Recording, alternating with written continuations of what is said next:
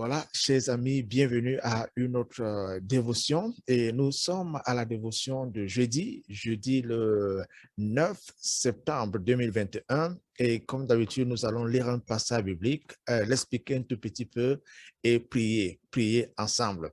Et notre passage biblique de ce jour, et j'aimerais souhaiter une bienvenue à ceux qui sont avec nous pour la première fois. Merci d'être des nôtres, merci de vous joindre à nous et nous savons que vous serez bénis par la parole de Dieu aujourd'hui. D'accord?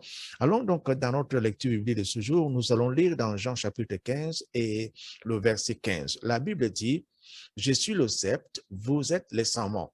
Celui qui demeure à moi et en qui je demeure porte beaucoup de fruits, car sans moi, vous ne pouvez rien faire. » Vous êtes tous d'accord avec moi que chaque fois qu'une branche est détachée de l'arbre, cette branche ne va jamais produire de fruits. Il faut que cette branche reste attachée à l'arbre, n'est-ce pas?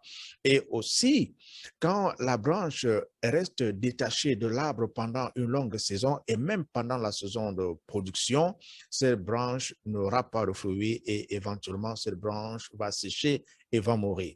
Jésus-Christ, dans Marc chapitre 11, verset 13, maudit un figuier. Pourquoi? Parce que ce figuier était là, mais ce figuier n'avait pas de fruits. Porter de fruits représente donc quelque chose de très important dans la vie du chrétien et dans l'économie de Dieu. En tant qu'enfants de Dieu, nous sommes appelés à porter de fruits tant que nous restons attachés ou alors tant que nous restons connectés à Jésus-Christ. Et c'est ma question pour quelqu'un aujourd'hui. Est-ce que tu es connecté à Jésus-Christ? Il ne s'agit pas tout simplement de dire je connais Jésus-Christ, je lis la Bible ou alors je vais à l'église ou alors je chante, n'est-ce pas? Il faut être connecté à Jésus-Christ. C'est la raison pour laquelle que chaque fois à nos dévotions, nous vous donnons l'opportunité de faire de Jésus-Christ votre Seigneur et votre Sauveur personnel. Pourquoi? Parce que c'est de lui que nous recevons la nutrition dont nous avons besoin. Comme l'eau, n'est-ce pas, vient de la terre et cette eau passe par les racines et commence à donner, n'est-ce pas, la vie à l'arbre et éventuellement, l'arbre va apporter cette vie là aux branches. Et vous qui êtes maintenant cette branche, moi qui suis maintenant une branche, je dois rester attaché, n'est-ce pas, à l'arbre qui est Jésus-Christ. Et si vous n'êtes donc pas attaché à Jésus-Christ, qu'est-ce qui se passe? D'abord, vous commencez, n'est-ce pas, à sécher et éventuellement,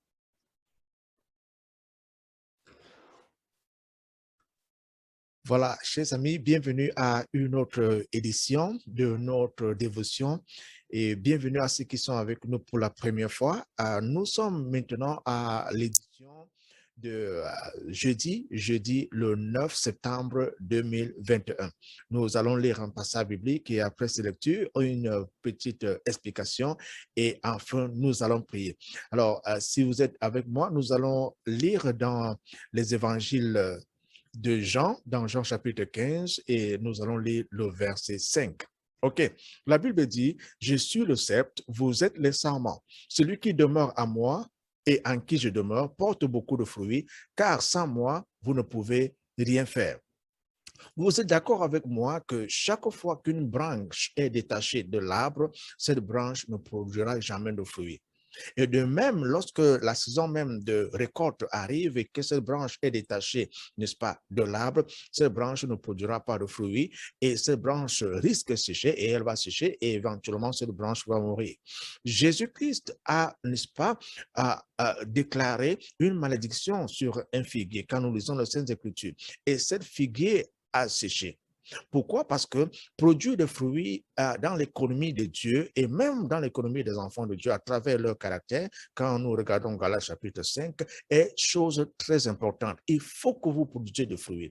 Il faut que je produise des fruits. Quand Dieu dit que nous sommes attachés à lui, alors nous sommes cette branche qui recevons, n'est-ce pas, de la nutrition de l'arbre et commençons à produire des fruits. Ce sera dommage lorsque la branche se détache de l'arbre, comme plusieurs personnes aujourd'hui ne font qu'une confession verbale de Jésus-Christ, mais ces personnes ne sont pas attachées à Jésus-Christ afin de pouvoir produire du fruit.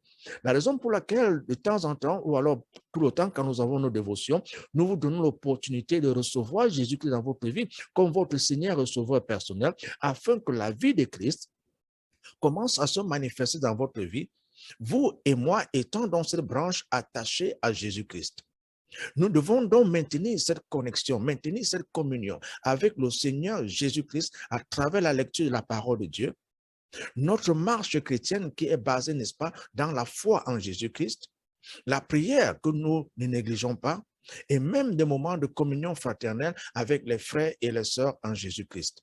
Restez connectés à Jésus-Christ afin de pouvoir produire des fruits. Ceux qui se sont déconnectés, vous allez constater que leur vie est une vie misérable. Pourquoi? Parce que les fruits de l'esprit dont nous parle Galates chapitre 5 ne se trouvent pas dans leur vie. Mais quand nous restons connectés à Jésus-Christ, il y a de la joie, il y a de la paix. Nous avons le sens exact et nous connaissons pourquoi nous sommes dans ce monde et là où nous allons. Pourquoi? Parce que la branche reçoit la nourriture, n'est-ce pas, de l'arbre qui est Jésus-Christ. La vie de Jésus-Christ commence maintenant à se manifester, à se déployer dans votre vie chrétienne chaque jour. Le caractère que nous attendons des enfants de Dieu commence à se manifester en vous. Par exemple, vous êtes la lumière du monde et cela n'est possible que lorsque vous restez connecté, n'est-ce pas, à l'arbre, vous restez connecté à Jésus-Christ. Vous êtes le sel de la terre, n'est-ce pas? C'est vous qui apportez une bonne saveur, n'est-ce pas, au monde. Au moment où vous restez, n'est-ce pas, connecté, attaché à Jésus-Christ qui est l'arbre. Est-ce que tu es connecté à Jésus-Christ? Est-ce que tu es connecté à la vie de prière? Est-ce que tu es connecté à la vie de la lecture, de la méditation de la parole de Dieu? Est-ce que tu es connecté à une assemblée chrétienne où des enfants de Dieu glorifient Dieu ensemble dans l'amour, dans la paix et dans l'harmonie? Si tel n'est pas le cas, c'est pour cela que nous vous invitons toujours à faire de Jésus-Christ votre Seigneur et Sauveur personnel et maintenant devenir cette branche attachée à l'arbre et commençant à produire des fruits. Et quand vous produisez ces fruits, ceux qui sont autour de vous peuvent bénéficier, n'est-ce pas, de ces fruits. Quels sont ces fruits? C'est l'amour, par exemple. Et quand cet amour commence à se manifester dans votre vie, dans votre famille, dans votre foyer, dans votre travail et même dans vos affaires, qu'est-ce qui se passe? Ceux qui ne connaissaient pas Jésus-Christ, quand ils commencent maintenant à voir les fruits qui émanent de vous, ont besoin de connaître ce même Jésus-Christ. Et l'œuvre d'évangélisation peut maintenant se répandre partout où vous êtes. Et pendant que tu m'écoutes, tu es peut-être un homme d'affaires, tu es peut-être occupé dans tes activités, tu es peut-être occupé dans ton éducation, mais je voudrais te dire qu'il y a quelque chose qui te manque. C'est cette vie de Jésus-Christ qui doit maintenant émaner de toi, qui doit maintenant sortir de toi, mais tout cela commence par ta connexion, par ta communion avec lui. Car sans cette communion, tu peux tout avoir, mais tu auras toujours ce vide dans ton cœur. Il faut que ce vide-là soit comblé aujourd'hui. Il faut que tu commences maintenant à manifester, à apporter ce fruit qui ne peut venir que lorsque tu es attaché à la branche qui est Jésus-Christ. Amen. Et je voudrais t'inviter maintenant, si tu n'as jamais accepté Jésus-Christ dans ta vie, comme ton Seigneur et ton Sauveur personnel, afin que tu commences maintenant à produire des fruits dignes, n'est-ce pas, de cette communion, des fruits dignes de cette relation avec Jésus-Christ, une relation intime. Invite Jésus-Christ dans ta vie. Je t'en supplie. Dis tout simplement, Seigneur Jésus, j'ai besoin de toi. Je t'ouvre la porte de mon cœur et je te reçois comme mon Seigneur et Sauveur personnel. Pardonne tous mes péchés et donne-moi la vie éternelle que tu promets. Amen. Si tu as fait cette prière aujourd'hui, et si c'est la première fois, je te dis félicitations et bienvenue dans la famille chrétienne. Ne manque pas de lire ta Bible chaque jour. Ne manque pas de parler à Dieu dans la prière. Il t'écoute. Et aussi, dis à quelqu'un que tu as accepté Jésus-Christ dans ta vie comme ton Seigneur et Sauveur personnel. Fais partie d'une assemblée chrétienne où la parole de Dieu est prêchée, n'est-ce pas? Et où Jésus-Christ est élevé. Et commence à produire des fruits. Et nous allons même prier pour cela. Nous allons prier afin que chacun d'entre nous commence à produire des fruits, des bons fruits en saison. Que ces fruits-là demeurent, que ces fruits-là soient consommés. N'est-ce pas? Quand nous avons l'amour, cet amour-là se répand partout où nous allons. Nous allons prier pour cela. Cela ne vient pas de nous. C'est Dieu qui produit, n'est-ce pas, ces fruits-là en nous, à travers la connexion que nous avons établie et le Saint-Esprit qui commence maintenant son travail en nous. Oh, c'est merveilleux. Alors, nous allons prier. Prions ensemble. Seigneur, nous te disons merci parce que tu nous aimes. Merci parce que tu nous apportes toujours ta parole. Cette parole qui nous rafraîchit, cette parole qui nous donne la joie, cette parole qui définit et qui donne le véritable sens de nos vies. Merci Seigneur, car nous savons que chaque fois que nous venons nous ressourcer à tes pieds, nous pouvons nous relever, ayant déjà bu, ayant déjà mangé de la bonne nourriture, la nourriture qui est ta parole. Et que cette parole maintenant ne demeure pas seulement en nous, mais que cette parole commence maintenant à se manifester à travers les fruits que le monde va voir et que le monde va s'approcher de toi. Car c'est tout ce qui concerne Dieu, Seigneur, que nous voulons voir se manifester. Que les gens viennent de l'Est à l'Ouest, du Nord au Sud, et qu'ils s'approchent de toi et qu'ils se prosternent devant toi. Le Dieu qui a créé tout, les cieux, la terre, les choses visibles et les choses invisibles. À toi seul soit la gloire. Au nom de Jésus. Père, voici tes enfants qui demandent ton intervention. Intervention dans le mariage, intervention dans les affaires, intervention dans les finances, intervention dans les foyers.